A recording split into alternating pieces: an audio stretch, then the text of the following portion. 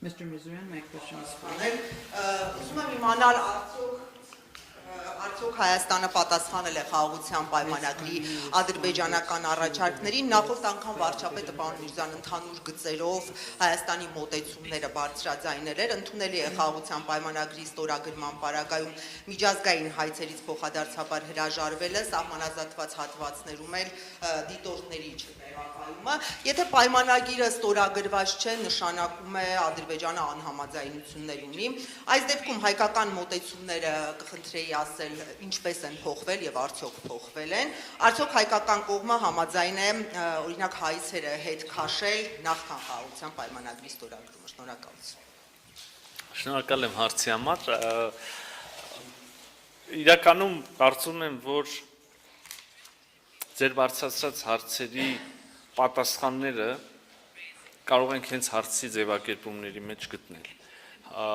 Երևույթները, որոնք դուք նշեցիք եւ մի շարք այլ հարցեր,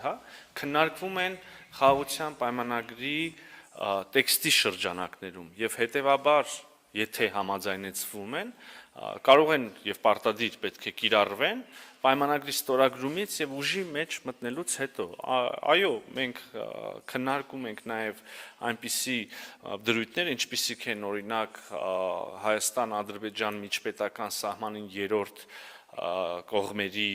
ուժերի բացառումը, այո, մենք քննարկում ենք միմյանց նկատմամբ միջազգային իրավական հարթակներում վեճերից, հայցերից, գանգատներից հրաժարումը եւ եթե համաձայնվեցվի ստորագրվի եւ մտնի ուժի մեջ, այս կետերը, ինչպես եւ մնացած բոլոր կետերը, ենթակա են պարտադիր կատարման,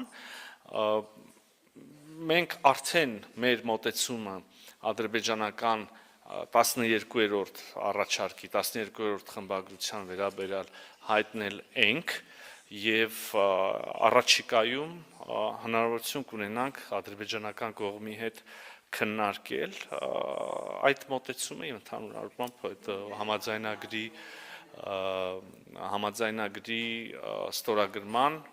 համաձայնեցման ստորագրման, վավերացման հետ կապված բոլոր հարցերը։